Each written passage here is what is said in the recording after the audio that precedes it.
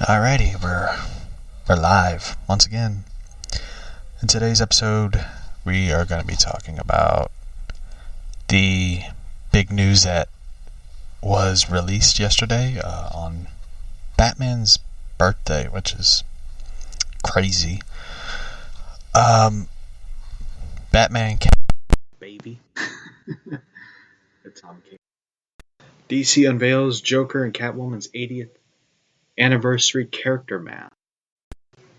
The Flash that never was. DC ignoring the fourth Flash is DC.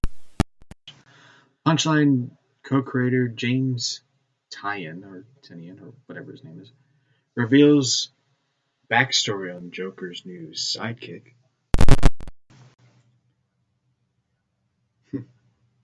Wally West Dr. Manhattan power-up may make him DC's deadliest villain. Oh, fuck. Had to ruin Wally. DC's apocalypse zombies in one key way, which we're going to DC's apocalypse. Or the new story that they're doing for the DC's tie-in. And, yeah, we're going to talk about a lot of crazy things, so anyway, let's get the show going. Well, the intro, really.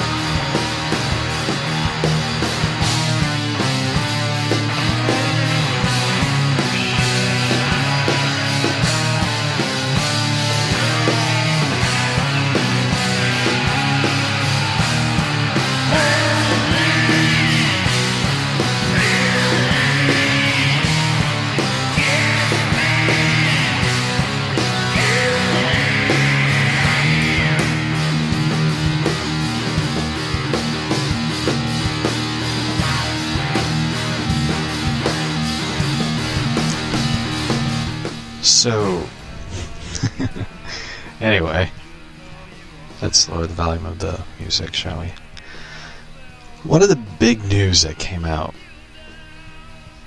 yesterday, and I love the tagline on Polygon, "Holy Bat Baby." Tom King revealed on Twitter, hello. Tom King revealed on Twitter, which I was excited about, because I tweeted at him, like, when is the release date for the first book for Batman Catwoman? Which I'm really excited about. I really want this book. And he didn't respond, which I take it he's busy or something, or, you know, he probably knows who I am. He's like, fuck no, I ain't responding. But he took to Twitter, and he finished, of course, his run on Batman, which James the Fourth, or James Tinian, or Tinian, whatever his name is, whatever his last name is. I don't know what his last name is. I didn't really enjoy... I ain't enjoying his Batman run. I was at the comic book store, and I just... Of course, yesterday I talked about the books I bought, which was on Tuesday, and I didn't do Tuesday's show, because personal reasons. I looked through the Batman book, and I wasn't really invested in it. This new run of Batman. I'm just not... It just doesn't... I don't see anything that's appealing to me.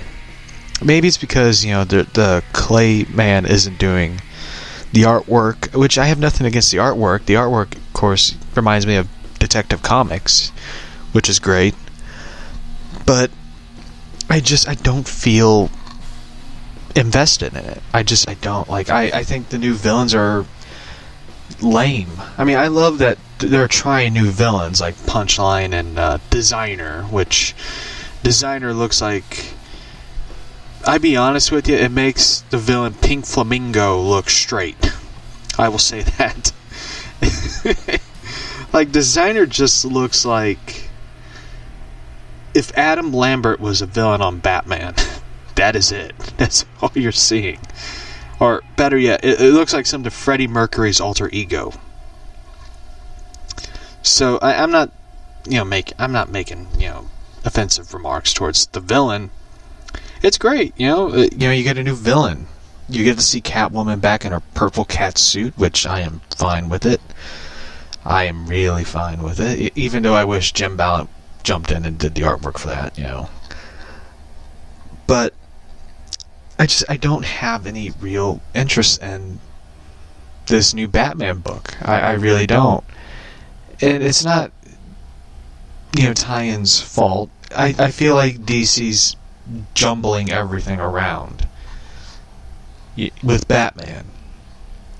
There isn't no clear direction of where it's going. I wish they would give a statement of an outline of where this current Batman series that James DeForth is writing, where is it at?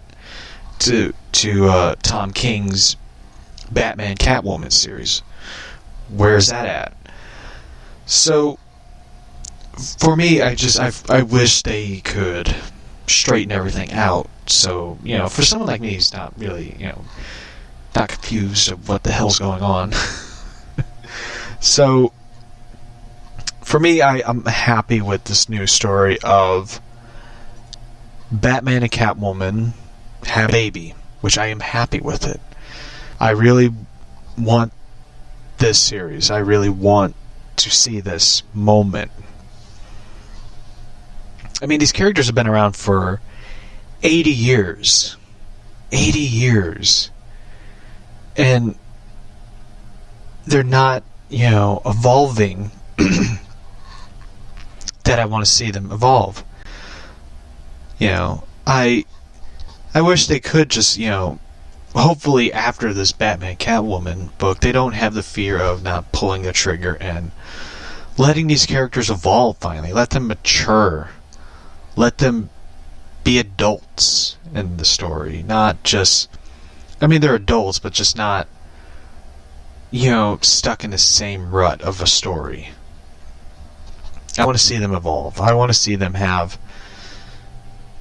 the family dynamic story.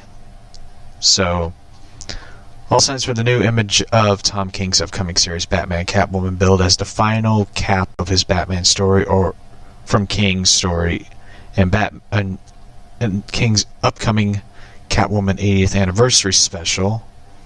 He's writing Catwoman Helena, which I think is going to be in the Catwoman 80th anniversary special. We're definitely going to buy. I can't wait to read that one. And King's 85th issue, drawn by many artists, and Batman and Catwoman, of course, in their way gets married. While Clayman, who did Heroes in Crisis and Batman, is the main artist for the Batman Catwoman, the art in this tweet appears to show his style. A closer look, you see one of King's Other long-time collaborators, Michael Jan, who did Batman, and he did King's Grayson. Jan also contributed to the 80th anniversary Catwoman issue. Perhaps he and King will be collaborating together. Maybe they'll be doing Catwoman and Helena. Even though I want Joelle Jones to do the art, because I feel like I really want to see Joelle Jones do the Catwoman Helena issue. I want to see her artwork, because her artwork with Catwoman, which I looked through issues of Catwoman books, which my own Catwoman has.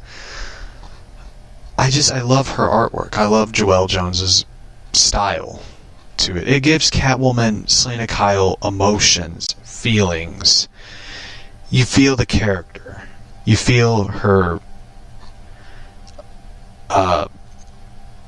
happiness and joy, but also her sadness and pain.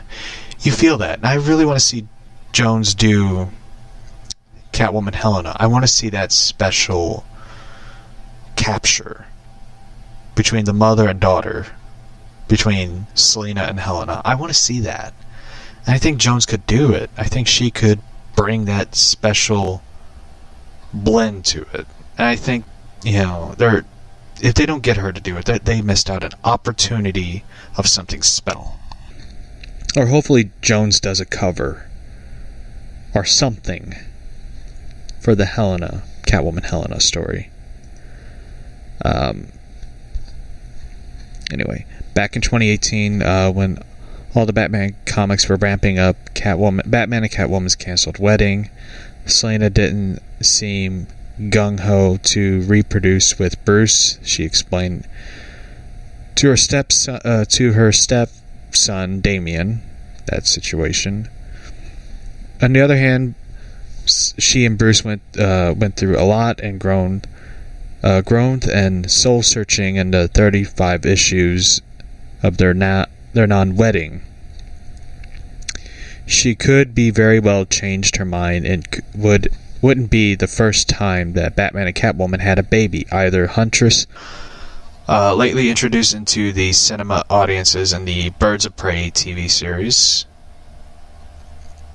was originally the vigilante daughter of Bruce Wayne and Selena Kyle on Earth 2. That's right, I remember the Birds of Prey TV show, which I, in a way, recommend people to go see. Like, I love the intro, because for those who, of course, didn't live back in those times, there was no Batman movies. The only thing you got of Batman was the animated series of Justice League. There was no Batman films. I mean, there was the short film Batman Dead End, which came out in 2003, which is really good, by the way, also. But there was no, Warner Brothers production Batman. Because Batman at that time was, in a way, dead in development hell, which they couldn't make any movies of. They tried the Wolfgang Peterson Batman vs. Superman, Darren Aronofsky's Batman Year One, which we would have seen Joaquin Phoenix play Bruce Wayne Batman. Imagine that. Let's see, Joss Whedon tried to pitch his version of Batman, which would have been basically a rehashing of Hannibal, which was fucking dumb. And there's been a lot of different, attempts of Batman. After Aronofsky, of course, stepped down from Batman Year One, which was co-written by Frank Miller, which we talked about in a past episode, which is really interesting. Christopher Nolan, of course, took over, and we got to see Christian Bale, and we got to see the Dark Knight trilogy.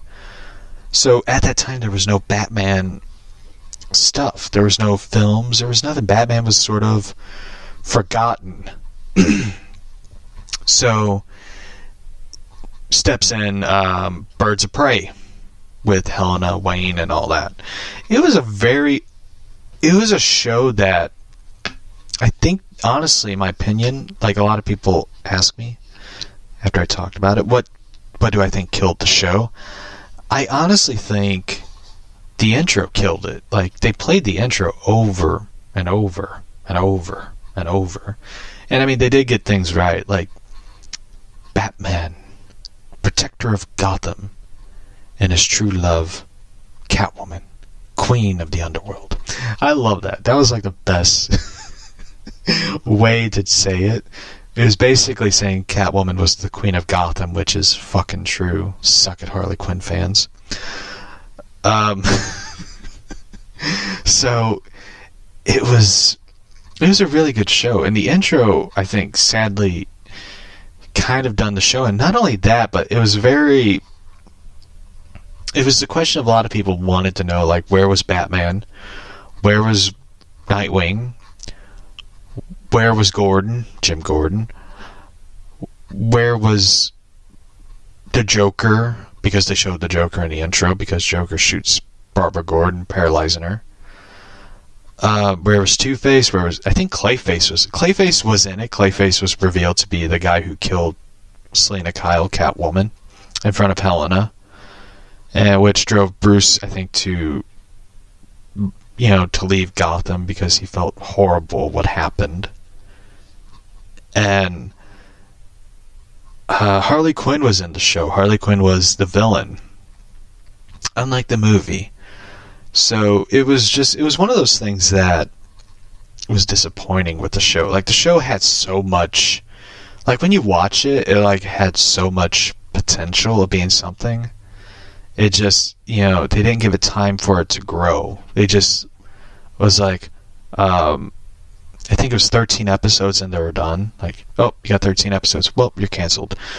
So they did give it like sort of a ending with a cliffhanger, and of course years later they brought the actress who played Helena and the actress who did Barbara Gordon. They both did the cameo for Crisis, and you got to see Helena, but the actress who did Oracle, Barbara Gordon, just appeared as a voice cameo.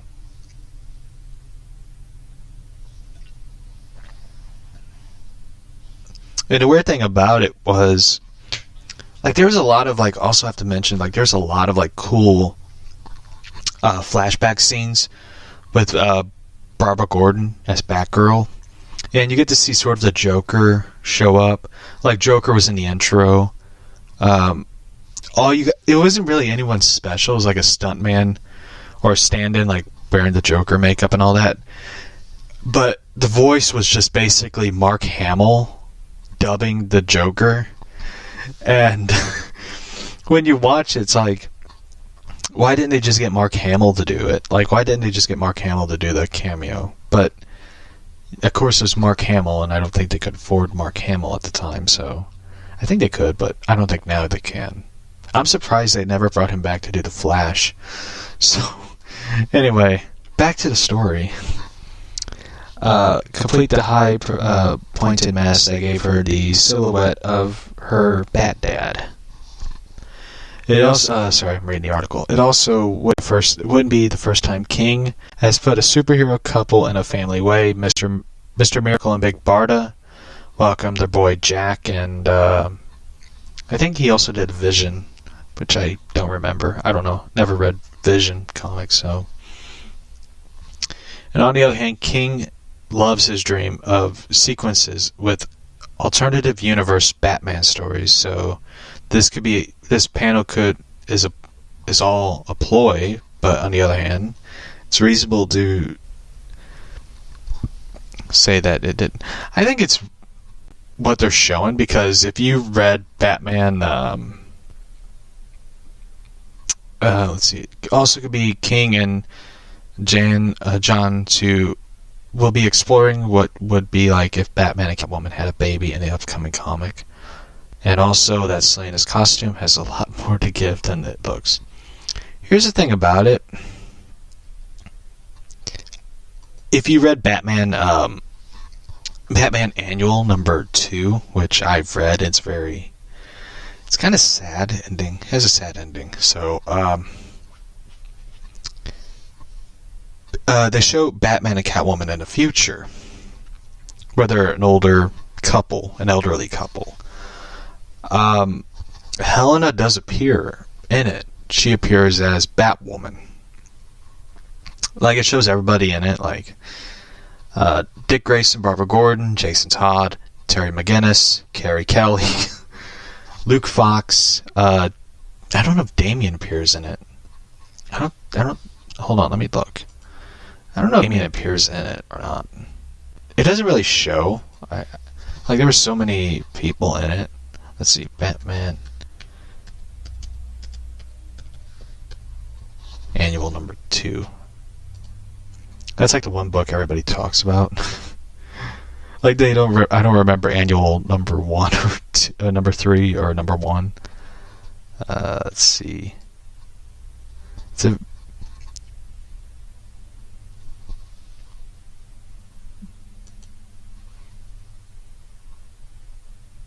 Stephanie Brown, of course, does appear in it. The identities from the left to right. Jason, Helena, Babs, Dick Grayson, Carrie Kelly, Duke, Damien, Stephanie, and Tim. Yep.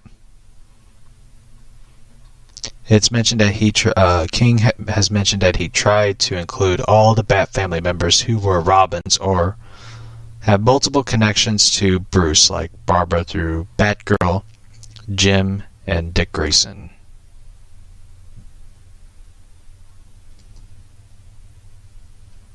Oh, I like this fact of like behind the scenes. Let me try to fit off of it. Behind the scenes, King has confirmed that the blonde in the Bat family is Stephanie in a podcast.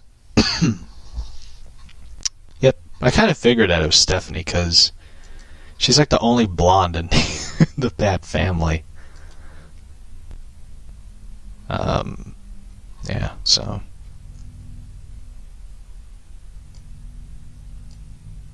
So, anyway. Let's read this one. This one I'm really excited about because I am definitely going to grab one of these. This April will mark the 8th anniversary of Catwoman and Joker, both created by Bill Finger and Bob Kane in the 1940s, who appeared in Batman #1 in the 1950s as the new antagonists for The Dark Knight. The characters since have become two of the Cape Crusaders' most well-known members of the Rogues, appearing in all kinds of different medias and adaptations of the flagship DC characters. To commemorate the landmark anniversary of both characters, will receive 100-page anniversary one-shot specials and a line of paper character masks of each issue retrospective release date in April, illustrated by Brian Sook. And the masks will be reimagining of iconic comic book artists and two of the most popular characters. There will be the classic 1940s Catwoman, the Darwin Cook, the current Catwoman of Rebirth, the animated series. So, here's what it is. Jim Aparo, Darwin Cook, Joelle Jones, and Bruce Timm's version of Catwoman. For Joker, Neil Adams, Greg Capullo, Frank Miller, and Bruce Timm will be handling the Clown Prince of Crime. I'm grabbing the Capullo one.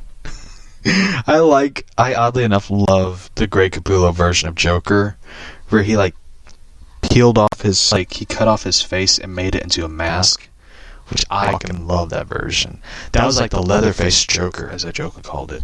I can't wait to see. I am definitely going to grab the 100-page Catwoman special. I might also, let's see. Catwoman will be available on April 15th from DC. So I'm definitely going to a comic book store April 15th. I'm grabbing the Catwoman special and the masks. Joker will be out April 29th. So I am definitely, I kind of want to grab the Joker one too. So, so, which version of Catwoman will I grab? I don't know. I'm going to grab two. I'm going to try to grab two. the animated series and the Joelle Jones one. So that one's kind of like, that one grabbed my attention. I was just like, I love it. Anyway, so let's see what's in the other news. This one's kind of interesting. Deceased reveals which Gotham heroes survived the zombie outbreak in the 3-issue special of I forget what they call it. Overkill or something, like Unkillables. Sorry, Unkillables. The anti-life virus that Darkseid unleashed on Earth, opening issue of Deceased, which I've read, which I mentioned. I just didn't finish the series because I felt very disappointed the way they killed off Nightwing, Catwoman, Tim Drake, Batman, who Batman killed. No, wait, Batman didn't kill himself. Alfred killed, I think. I remember. They revealed that who outlasted Batman within Gotham City of the Deceased, with the follow-up Deceased Unkillables, revealing that Jason Todd survived, along with Jim Gordon, Cassandra Cain. Which I was very disappointed with Deceased, because it's like everything I wanted to see Batman fight zombies. Was that too much to ask? Like, I wanted to see Batman, Catwoman fight zombies. You know, Dick Grayson would be bringing out zombie puns throughout killing these, taking down zombies. He would be referencing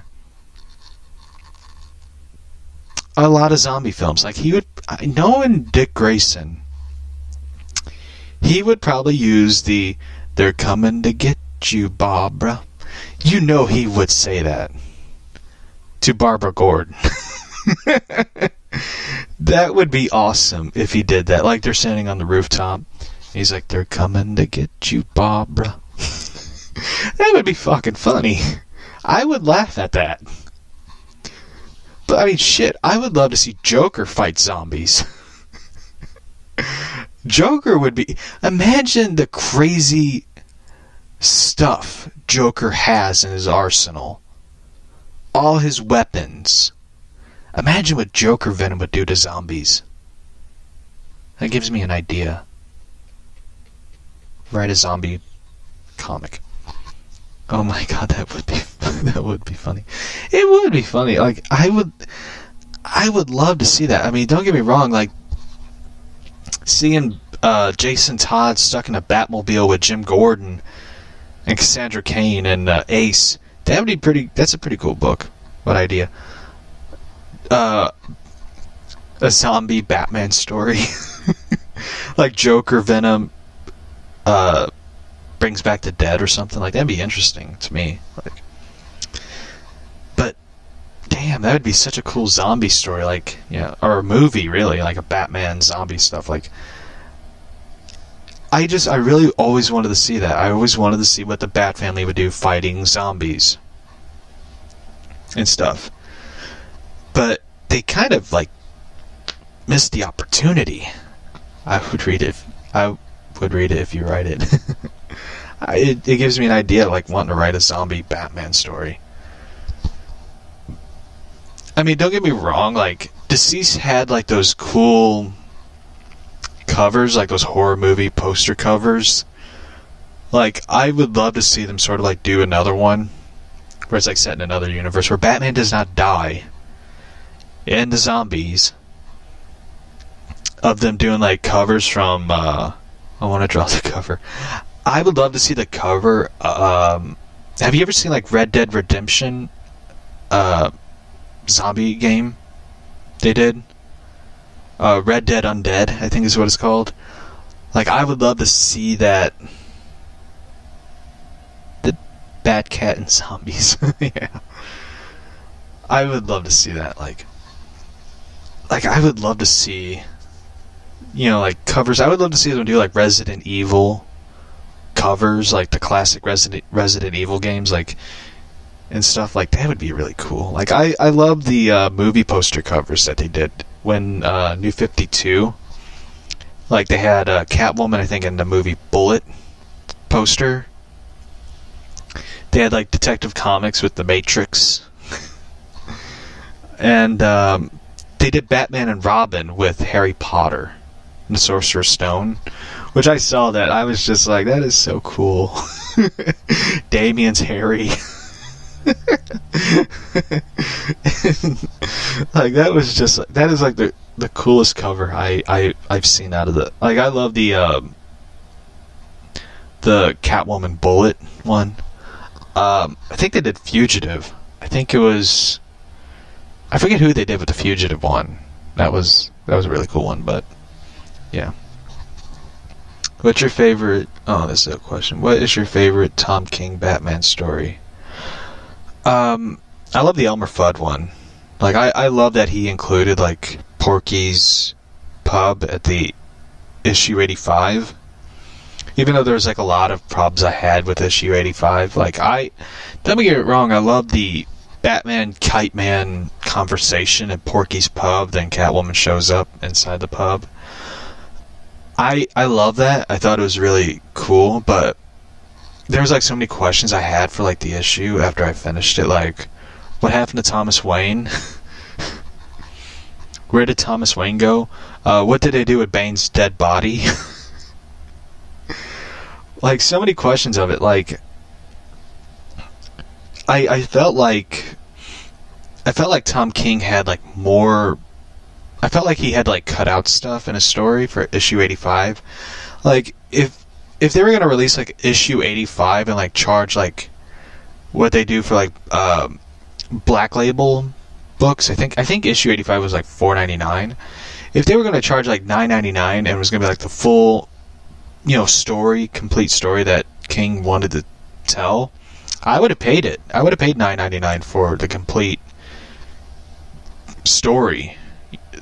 The stuff that he had cut out for it. But hopefully, like, Batman Catwoman, they cover the basis of what happened in 85. So for me, that's it. Like, I love the Elmer Fudd story. Like, I think it was by far one of the best DC Looney Tunes crossover until, like, Catwoman, Sylvester, and Tweety. And I love the Gossamer Harley Quinn one. And the Daffy and Joker one was pretty good. I didn't get to read like Bugs Bunny and Legion of Superheroes. I didn't read that one, which I really wasn't interested in. I was more interested in the Elmer Fudd Tom King story, which that took me a while to get because I had to, like, buy it. I bought, like, the first print because it was, like, selling out, and I had to, like, spend, like, $25 on Amazon to get that book. Because the comic book store I used to go to was sold out of it, like that, and they'd, like, re-up, orders for it. So I had to, like, go on Amazon and spend, like, $25 to get it. And I got, like, a cool cover. I got, like, the Looney Tune cover. Like, I didn't get, like, the one where it's, like, the trademark cover where it's, like, Elmer, and in the shadow there's, like, a giant bat, one. But I also got, like, two different versions of, like, Catwoman and Sylvester and Tweety. I got, like, the Looney Tunes cover, and I got the I think the Joelle Jones cover, or I think that's the one. I got, like, two different versions. One's mine and the other is my Catwoman's. I got the Looney Tune one because I love Looney Tunes. So like, I love that cover, the Looney Tunes one, where it's, like, Catwoman holding Tweety's cage and there's Sylvester around her shoulder, like, looking at Tweety. And every time I post, like, a Bruce Timm version of Batman going, like, put down the bird. So that's my favorites, is those. So yeah, I would love to see, like, I would love to see another one. Looney Tunes, DC and Looney Tunes one, because those are great. Like, those are like I think the most fun, because it sort of like takes the serious story out and sort of like lets you have fun to see where it goes and stuff. I would love to see another like Batman, Wile E. Coyote and Roadrunner or something like, or that would be fun. But or I think Batman did kind of like have a crossover with Daffy Duck and Joker and Daffy, which was interesting. So yeah. Anyway, let's see.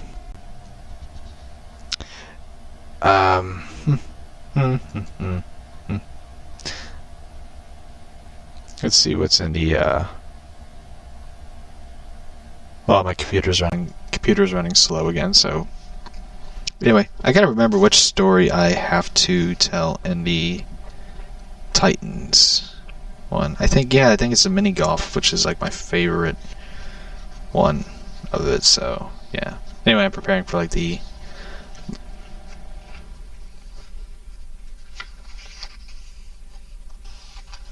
Yeah. It's mini golf.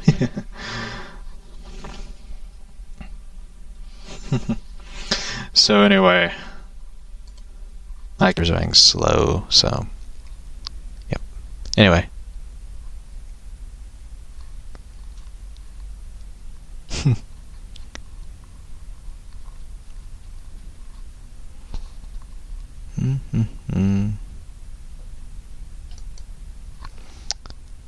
Let's see what's in the movie news and stuff. Like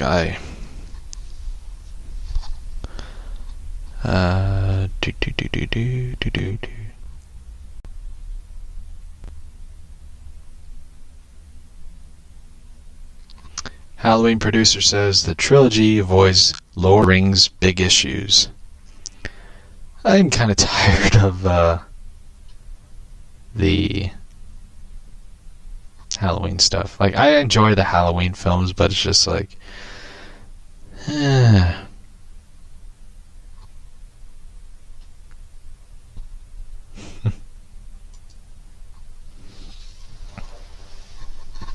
Alrighty.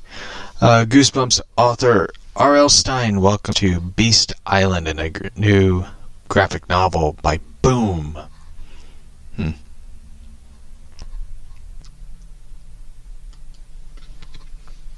Here's one that's kind of interesting. I want to cover this one. This involves the animated universe of the 90s Batman. Well, with the announcement of the Batman Adventures a 6-issue miniseries for April, DC's animated universe began with 19 Batman. The animated series was on screen until the end of Just Limited in 2006 and now lives again. While the comic ties in are nothing new, it's even unusual for a long-canceled TV series to receive a tie-in book. The DCAU, the best version, better than EU, and the Adventures comics line inspired by holds a special place for fans. Amen. That's true. I love the animated series, so I'm excited for this one. It essentially launched a miniseries before it was promoted with the ongoing title, Batman Adventures.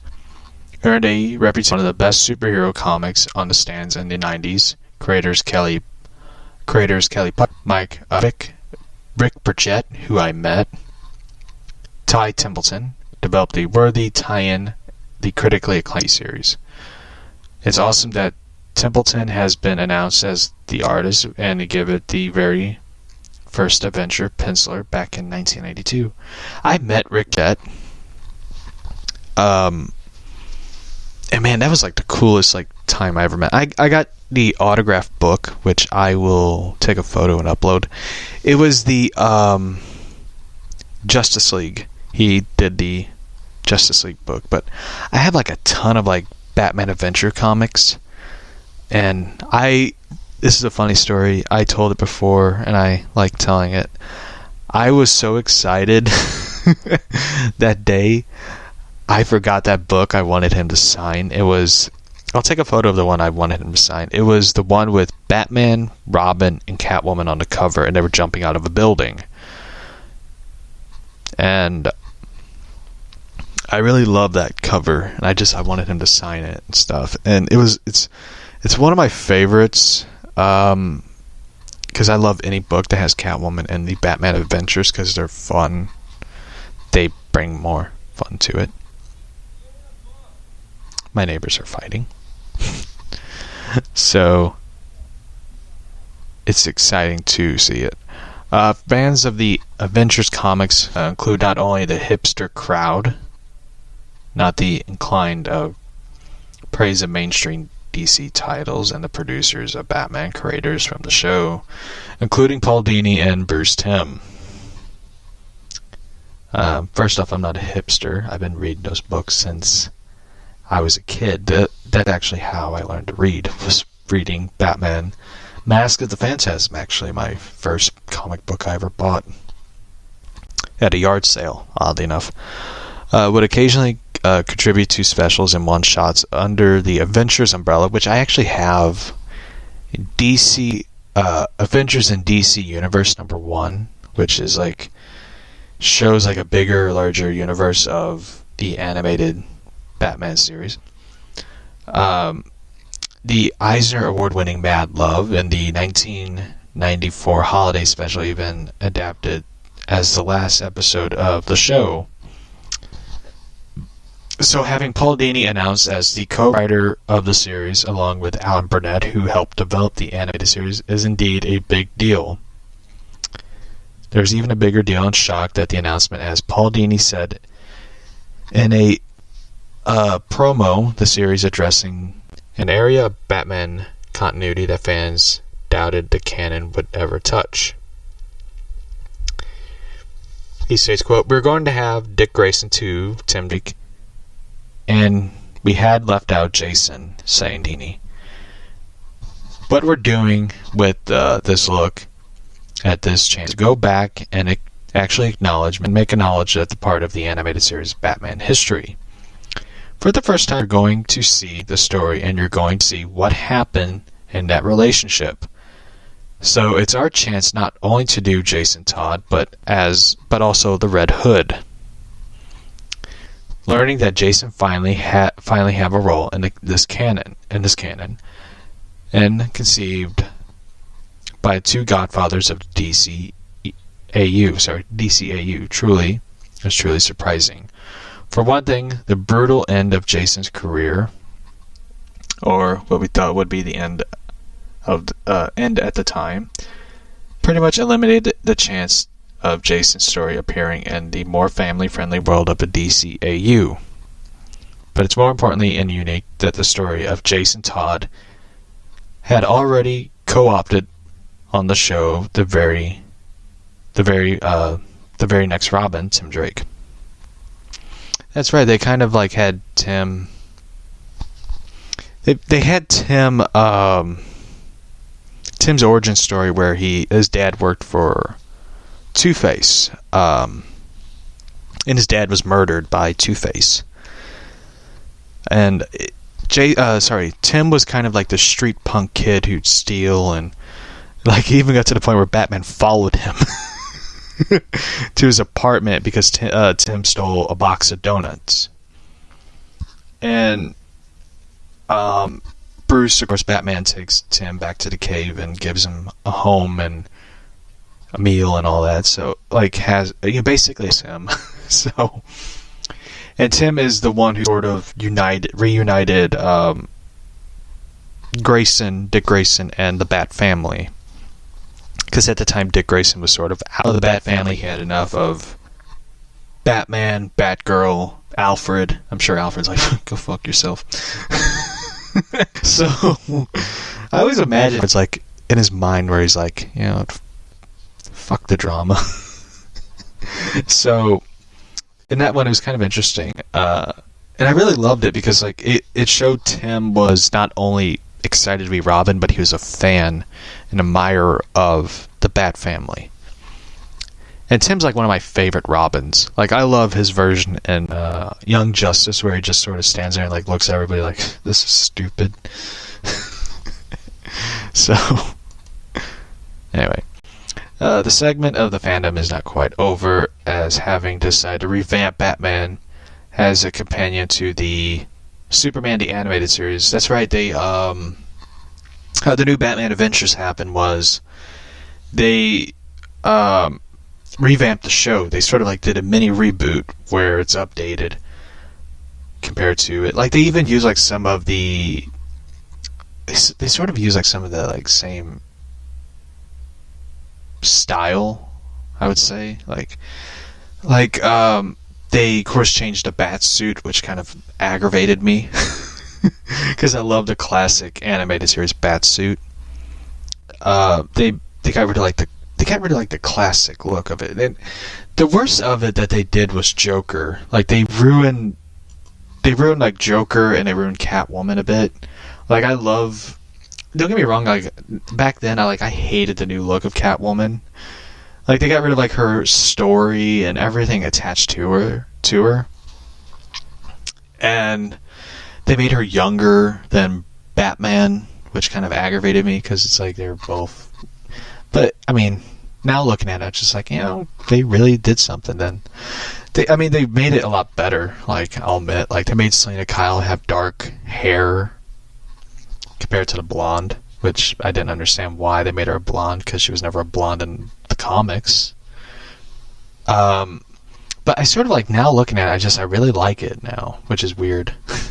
I guess I'm older, so I just kind of like grew up attached to it. So I think they're going to go back to that classic look again of Catwoman. So it's kind of like the oddest thing. It's kind of like, now you look at like the DC superhero girls, it's like on one cover it's like, why does Wonder Woman have purple hair? So anyway, the producers determined to shake up the Dark Knight status quo, but meant new costumes for Batman, graduating occasional guest star to regular sidekick, Dick Grayson growing up and evolving from Robin to Nightwing, and introducing a new, younger Robin, which was Tim. The Joker one they kind of made weird. Like, his face like is all white, and he has like no lips. No lips. Like, his red lips are like gone. It's like white. And his eyes are like beanie black, like small black eyes. So they just made the Joker look like a sickly looking dude. Scarecrow they did a lot better. Like, they made Scarecrow sort of like this nightmarish looking figure. As of 1997, the younger replacement Robin of the comics was no longer Jason Todd. Jason was murdered by the Joker in 1988 in the most fucked up way ever. They actually did, like, I remember when they killed, I wasn't alive when they killed him, but I remember hearing the stories of how they killed him, which I thought that's dumb. Was they had two 1-800 numbers, or 1-900 numbers, I forget. And one was, you call it, you vote for he lives, and the other is where you decide if he died, which was in the famous phone poll, which was, fans narrowly voted for death. So they voted for Jason to die in the comics because they hated Jason Todd. They didn't like Jason Todd. They didn't like his attitude, his style, and everything to it. Damn. Imagine that. Let's see. Anyway, with both Dick Grayson and Alfred endorsing Tim for the job, Batman overcame doubts and agreed to train Tim and serve him as the new Robin. Tim distinguished himself as being more thoughtful and less more optimistic than his predecessors. He was not an orphan, juggling home life with responsibilities and becoming Robin. It was not a stretch on the line. This is basically a story of how he became, Robin in the comics and stuff. Basically, they sort of made him like the Peter Parker, where he juggled both responsibilities and being Robin and stuff. So, yeah. Yeah, I remember the Jason one where Jason tries to steal Batman's tires. Which I remember. But also, like, the animated series, they sort of also ruined the new Batman Adventures. They also ruined Mr. Freeze. I forgot. They ruined Mr. Freeze, which I remember seeing that episode as a kid, and I was pissed. I was pissed when I saw that episode of Mr. Freeze where they... it was sort of like a sequel to Sub-Zero, which was... I don't know if anybody's seen Batman Sub-Zero. I actually still, to this day, have the VHS copy of it in the case and all. Like, I still to this day have that VHS copy of Sub-Zero because I love that movie so much as a kid. It was really cool, like, watching. Like, I found, like, the old VCR we had, and I plugged it into the TV, and I popped in the VHS tape, and it still runs. It still works. It still runs perfectly. Like, even though, like, nowadays people are like, there's Blu-ray. It's like VHS was like, it made it special. Like, something about it just made it, like, it had that magic to it. And when they did the new Batman Adventures, I was very mad as a kid. The way they did Mr. Freeze aggravated me to a degree where all that is working for Mr. Freeze was his head. Like, he lost his entire body, where his body was like spider legs. And I, like, looking at it now, it's like, fuck John Peters. So his entire body is like spider mechanics, where his head controls his legs and all that. And I remember watching and going, like, how the hell is he alive? Number one, because he's got to have a heartbeat to keep, alive and stuff. So they turned him into, like, this spider body that controls his suit and all that. And it made him more less connected as a human, more as a monster. Like, that pissed me off. Like, I was so angry the way they did that. And he, Nora moved on. He's no longer human. And it's like, it just aggravated me. It's like, why the fuck did you do this? Like, why did you ruin that character and stuff? Like, it just aggravated me the way they did the new Batman Adventures, where it's just like, they took away, like, the most valuable, I wouldn't say villain, like, anti-hero. Like, Mr. Freeze to me is more anti-hero than anything. He doesn't have any villainous style to him. He's more, he has a mission. Like, he's not doing it to be a villain where he's want to rule Gotham and kill Batman. He has a mission where what he wants to do. He has a tunnel vision. And his tunnel vision is to save his wife and bring her, life and, cure her of her disease. So, like, for me, that's what bugged the fuck out of me. It's like they made him like this, like, Arnold Schwarzenegger Terminator version in the new Batman Adventures, where he's part machine, part, human. Like, it just bugged me. It was like, that version it aggravated me and stuff. Like, and, it annoyed me. I give Catwoman a pass for the new Batman Adventures. The Joker, I can't, because it's like, Joker looks weird. Mr. Freeze, you kind of turned him into part machine. Scarecrow, you did a good job revamping Scarecrow and stuff. So, for me, it sort of aggravates me. So, anyway, we're gonna get to the third Titans story to sort of, like, wrap up the show early. But first, I'm gonna get a drink of water. So, anyway.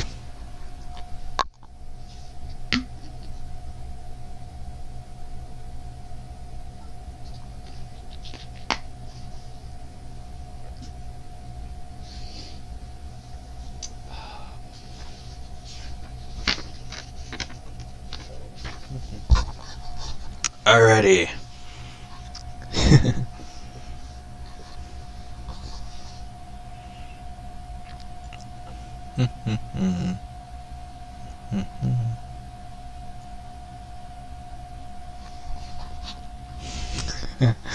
Alrighty.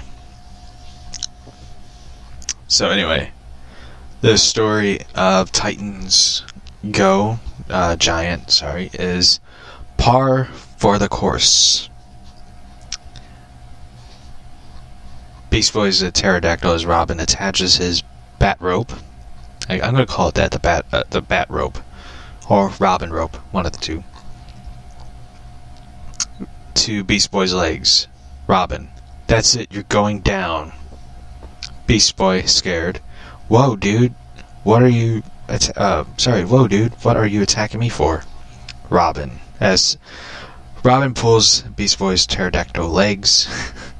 Cyborg watches. That would be me as Cyborg. I would watch that and be like, the fuck am I watching? Robin, there's no way you got that hole in one on your own. Beast Boy, Robin, what are you accusing me of? Cheating? Robin's thoughts. You shot was nowhere near the hole. Then you turned into a pterodactyl and flapped your wings and blew the ball right in for a hole in one. You totally cheated. Beast Boy, I get it, bro. You're just upset because I know,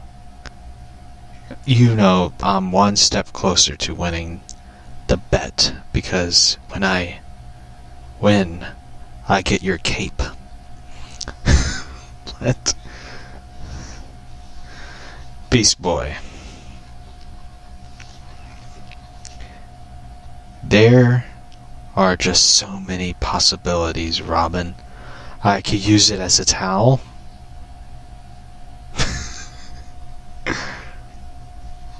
And it shows Beast Boy, fantasizing, drying his butt with Robin's towel.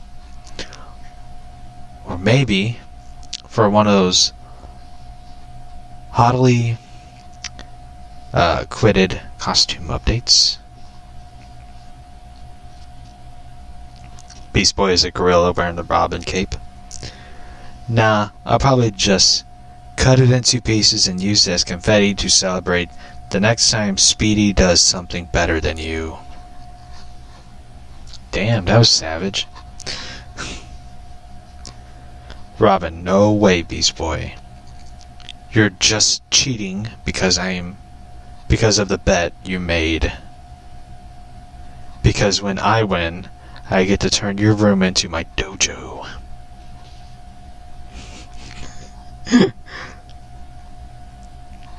But don't worry, I got a dog crate with your name on it. Oh my god. That is some... Beast Boy, dude, don't even joke about crating me. I slept in one a while I was being potty trained. And it shows Beast Boy as a baby sitting in the crate. So many dark memories. Robin, well, regardless, my cape is safe. Raven, did you just... It's just a cape, Robin. What do you care? Robin, just a cape? All the coolest superheroes wear capes. Batman, Superman, Wonder Woman on some formal occasions. And it shows Batman wearing a suit with his cape and cowl on. I love that. That is definitely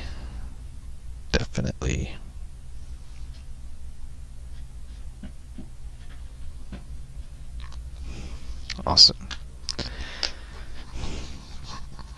Robin, plus the cape distracts from the fact that I have a totally weird looking neck.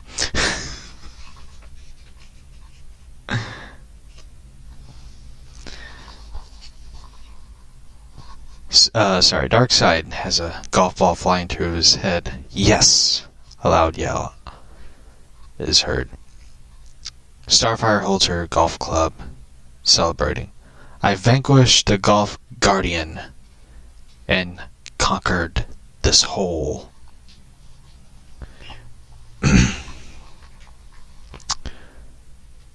Starfire attacks the Plastic Man mini golf decoration with her golf club. Now destroy this hole on my march to victory. Raven, wait, Starfire, that's just a mini golf. That's not how you mini golf, sorry.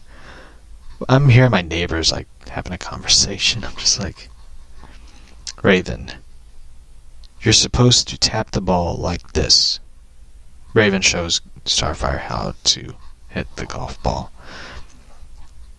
Starfire, I do not understand. If it is so simple, then why haven't the boys been arguing all day? Raven, because they made a bet. Betting turns people into idiots.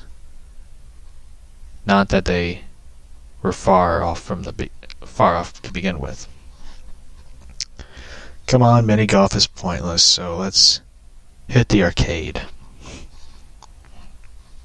I love the sign that they're going to. It says Eddie's Arcade, which is sort of a reference to Edward Nygma, the Riddler. Beast Boy, I believe the winner of the last hole gets to play the first on the next one. Beast Boy walks off cocky and arrogant. Beast Boy turns into a elephant. So, time to tee up.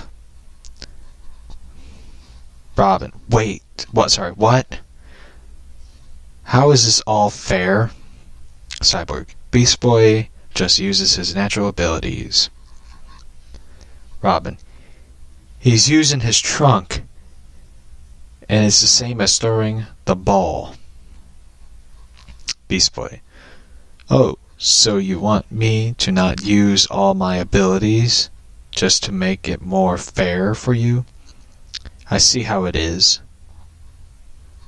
Robin, fine. That's how you want to play? Let's do it. Beast Boy, of course.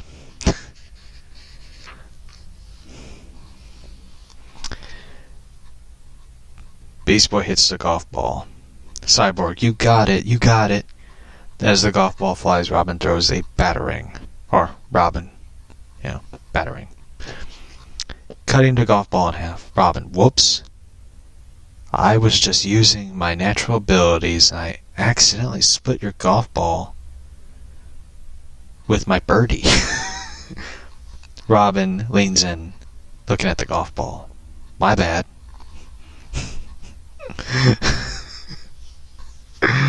Oh, shit. Beast Boy, totally cheat move, dude.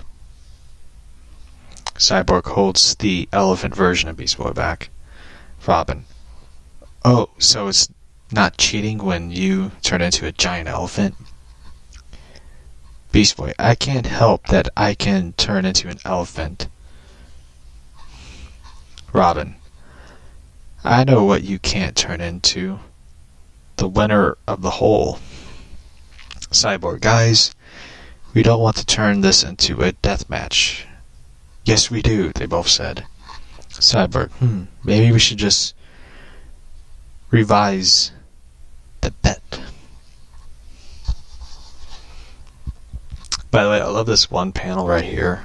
I love this one panel where Raven and Starfire go into the arcade. You got a cat head hanging from the ceiling, and the cat's head resembles the one that was used in Batman Returns, which I really love. I love that movie, and I saw that. I'm just thinking, like, that is so cool. So, like, I want to read the names of the arcades. Let's see, Whack the Monster, Wildcats, yeah. Final Time Crisis, a Green Lantern game. Mysteries in Space Invaders.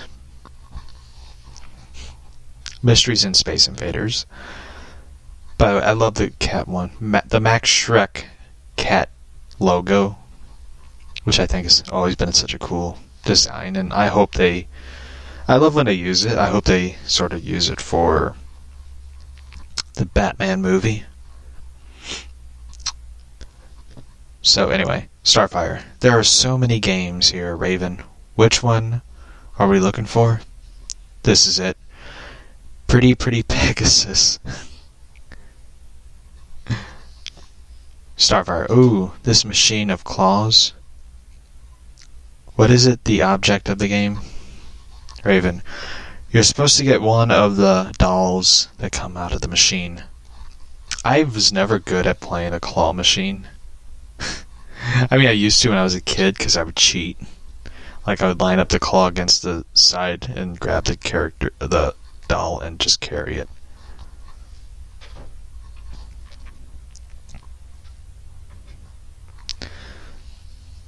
So, and there we go. Victory complete. Starfire. Where does the claw come in? Hold on.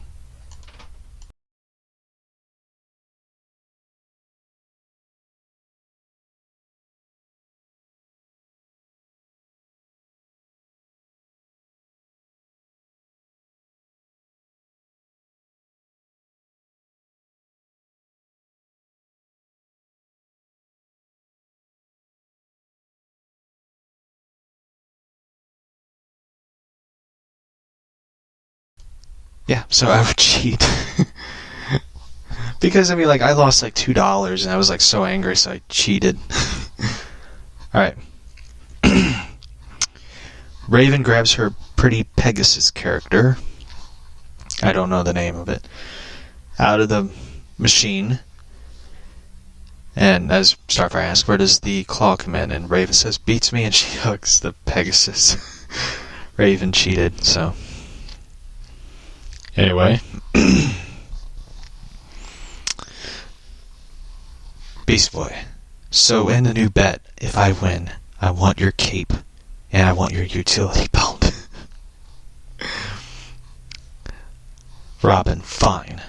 But if I win, I get your room, and you have to give up electronics for a month. Beast Boy, fine. Which includes Cyborg. As they shake hands, Robin says that Beast Boy, not cool. Robin, you shook on it. Why wasn't this made into an episode? Because this is really good. Cyborg, I'm not electronic. Robin pulls out I'm gonna have to show him. You're half electronic. Yeah. Well, you're a full jerk.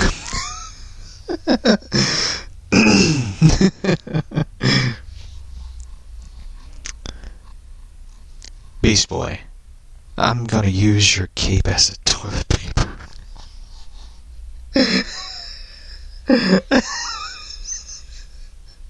I love that.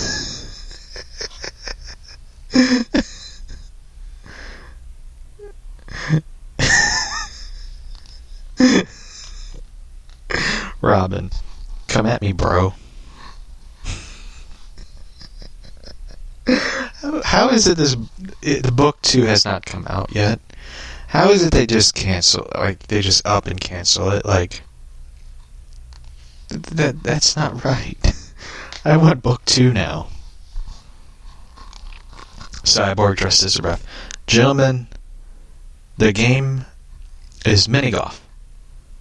No restrictions on power, no restrictions on weapons, no rules, no mercy. I love you more. Robin hits a golf ball. Beast Boy turns into Hippo. The golf ball bounces off Beast Boy's butt. Oh, did I block you there? Beast Boy prepares to hit a golf ball, and a stink bomb comes up and hits Beast Boy in the face. Robin, giggling, covering. Oh, smoke pellet, sorry. It was smoke hitting him in the face, Robin.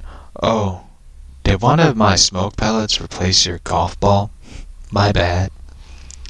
Beast Boy turns into a skunk, hits Robin as Robin prepares to hit the golf ball.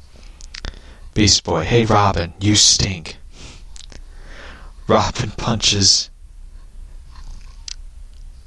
Beast Boy. Oops, I accidentally punched you in the face. That's on me. And in the background has Tom Hardy's Bane in the background as a mini golf decoration with dynamite surrounding him. Because remember in the movie Dark Knight Rises, Bane tries to blow up Gotham, which I love that little mini reference in the background. That's the thing I love about Teen Titans Go cartoon and the comics, is you look in the background, you see something as a reference, like the Hall of Doom in the background for this next giant panel. Beast Boy and Robin are both beat up. Beast Boy, last hole, Rob. There's no way you're gonna win this. Robin, can it, dog breath? The bet is mine. As they prepare, a loud yell, stop, is heard.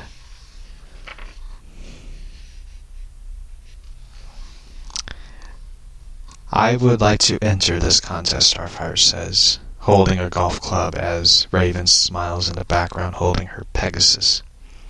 Under one condition, if I win, all former bets are null, and you two must go back to being friends. Cyborg blows his whistle. I will allow it. Robin and Beast Boy, what? Cyborg, I ain't your puppet, man. The Titans watch Starfire. She winds up her golf club and hits the golf ball. The golf ball bounces and misses the hole. Cyborg. Oh man, so close. Starfire gets mad and blows up the golf course. And this one's pretty funny. Is the next panel. Starfire, sorry, I did it. I made the hole in one. A voice, what did you do? As you can see, like in the panel, you get to see Superman's cape, which is based on one of my favorite DC animated films and comic books, The Death of Superman, where you see Superman die. It's a good book, by the way. I highly recommend it. or watch Dawn of Justice, where you see Batman beat the shit out of Superman. Then Superman kills Doomsday and himself to save the world. Good movie, too.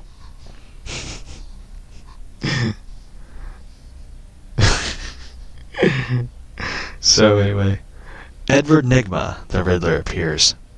My course, my ultimate riddle. You ruined it. Do you know how much time it took me to construct this confounding contraption? I'll answer it. A lot. Did you steal that pretty Pegasus doll from my claw machine? Raven, riddle me this, Titans. Guess who's getting banned for life? It's you. In case that wasn't clear. I love Riddler. I cannot wait to see Paul Dano play Riddler. He was brilliant in Little Miss Sunshine, There Will Be Blood, the Beach Boys film he did. And what was he did one film I love where he plays a writer, and he writes the story of his dream girl that he's in love with, and she becomes real. Amazing film, by the way. I cannot wait to see him play the Riddler. I think he will finally capture the Riddler that a lot of us wanted to see, like this crazy, maniacal, psychopathic Riddler who uses machines and puzzles to. I love the Telltale version. So I cannot wait to see. Same. I just can't wait to see it. I wish they did this episode. I really do. I wish they did this story as an episode, because this is by far my favorite story, because I love golf. I love mini golf. I love puzzles. And Riddler is one of my favorites, so I love this story. And my favorite version, if you're wondering, of Riddler it has to be this one now, because I love the look of him. In this story, he looks very crazy and eccentric. So I don't want the story to end and we're on the last page.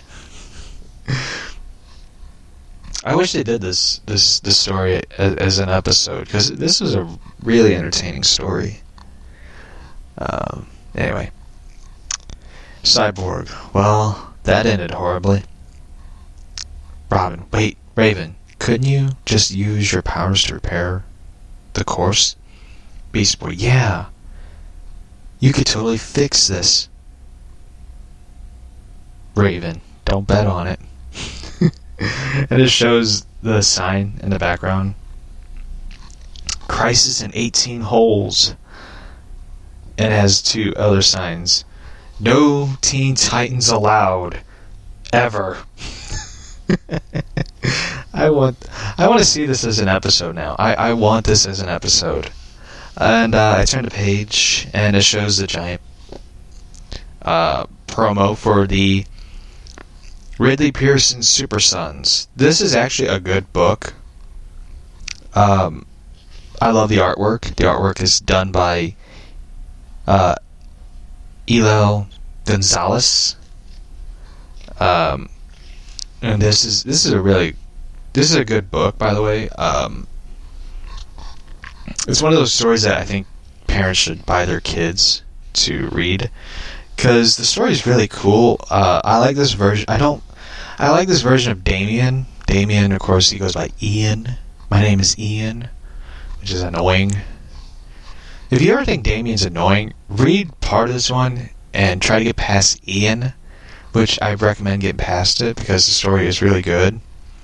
It has a really good story. It has really good a good moral lecture of, and stuff, and good life lessons and stuff. Ian is annoying because the story, one of the characters calls him Damien. He goes, "No, my name is Ian." And it's like, shut up. So, the first book, I have the first two books. The first one, Batman appears in it. Bruce Wayne, Batman, he appears in it. Alfred isn't in it, so that's the one thing that kind of sucks. But the thing I love about it is they never say who Damien's mom is in this story. Even though a lot of people who read comics for so many years are like, no, it's, Talia's his mother. It's like, they really doesn't say who the mother is, which I'm fine with it. Let it be a mystery. In the second book, Superman appears in it. In the story, Batman doesn't appear in it, which is kind of weird. But I do recommend the book Super Sons. I hope the third book comes out. Even though they said there's a third book, and in the second book they give you a sneak preview of what's in the third book. I hope it comes out. I hope they don't cancel it or push it back for some dumb reason, because there's a lot of books that are coming out for DC Kids. An Oracle book is coming out, which I am happy. Finally, I'm happy. Because Oracle's one of my favorite characters. I miss Oracle and the Batman stories. It's weird. I know a lot of people kind of get... a lot of Batgirl fans who read the Rebirth got upset because when I said, once they took away the wheelchair, they took away what was important of Barbara Gordon. And a lot of people got upset by that, which I stand by it. Because it's... you have a an important character, and stuff. So anyway, I'm gonna look up when Super Sons comes out.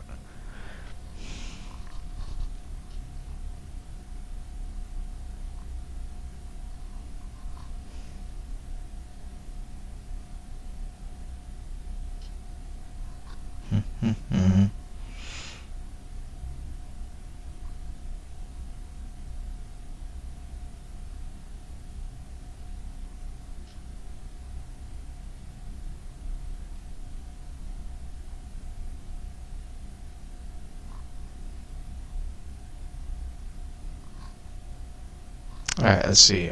Bleeding Cool has it right here. Ridley Pearson's third Super Sons graphic novel with Elaine Gonzalez will be out. You have to wait until, September 1st, 2020. Holy shit. Really, I have to wait till September 1st of 2020 to get the new novel? That is bullshit. Sorry, anyway.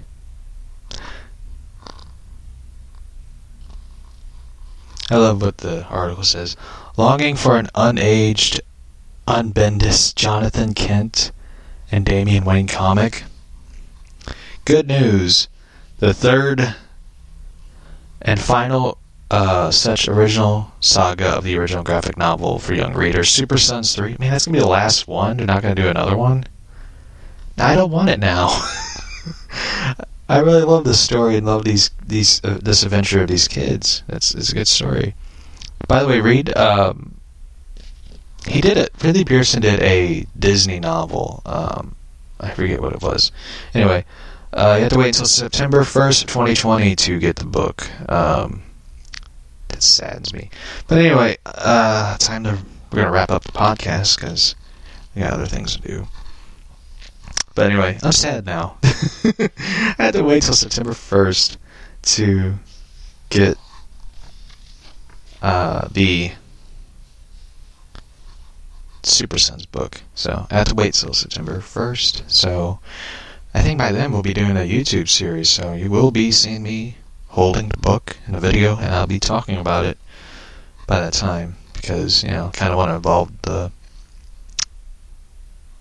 I guess brand. I don't know what to call it.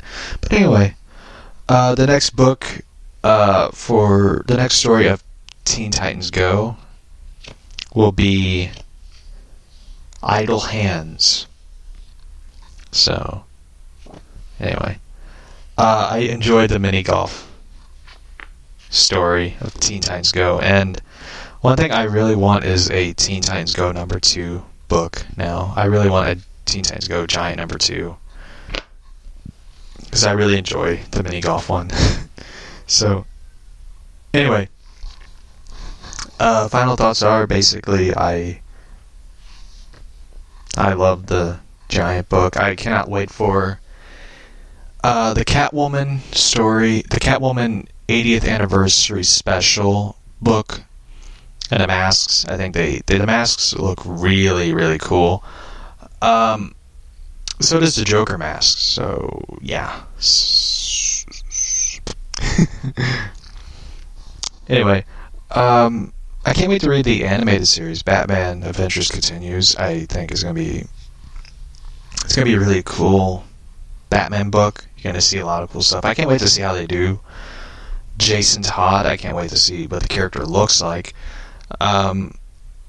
So for me, I can't wait for it. I think it's gonna be fun, and reading this book makes me want to watch Teen Titans Go.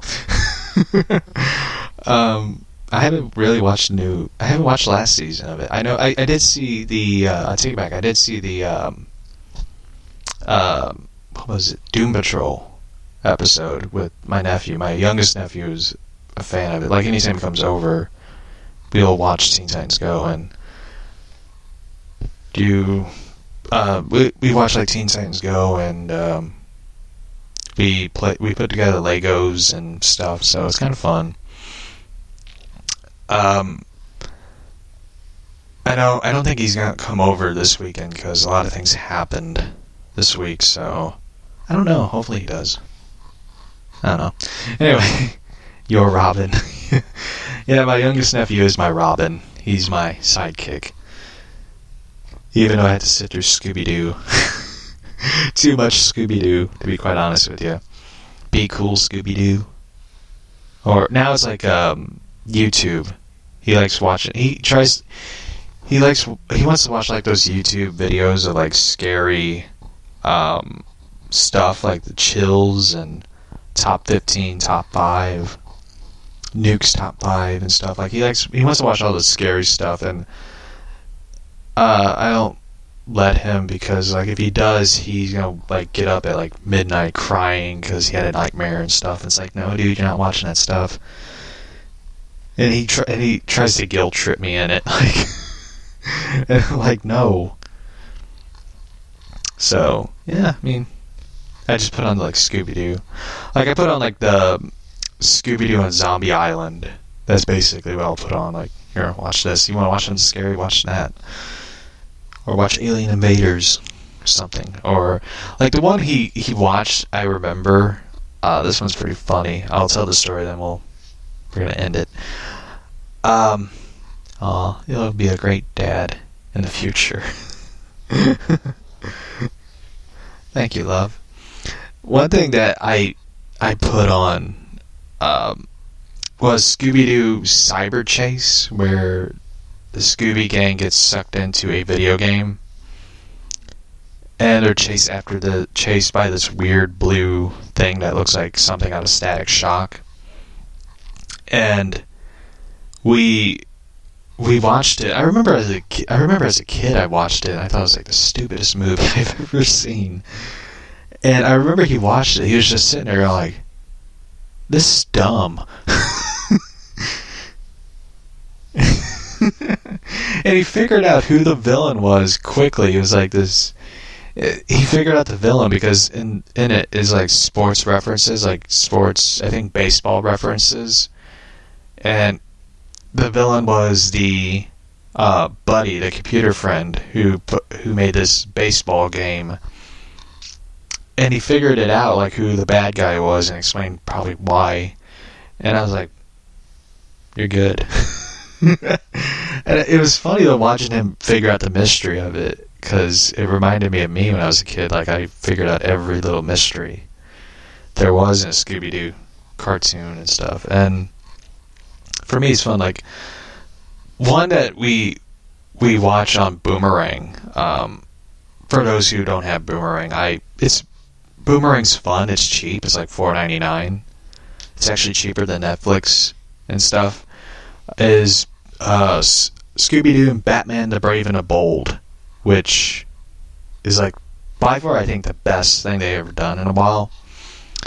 It sure beats the WWE Scooby-Doo and WWE. Like my nephew watched it and he goes, "I don't like this." And he's like, "Who's that?" And I was like, "Oh, that's the Miz. What does he do?" I was like, "I don't know." He watches it and he's like completely annoyed with it. Like he watched the sequel and he thought Undertaker was like the coolest dude ever. He goes, "Look at that dude. That dude is cool." And he like does like a rest in peace. So that's like the funny thing about it. So anyway, yeah, I mean, Boomerang's fun. I love the Looney Tunes stuff. I watched like this. I watched Yogi Bear, Flintstones, definitely. I love Flintstones, and stuff. That's pretty much what I watch on Boomerang. Like Looney Tunes, Scooby Doo, and Flintstones, and Yogi Bear. So anyway, that is for today's episode.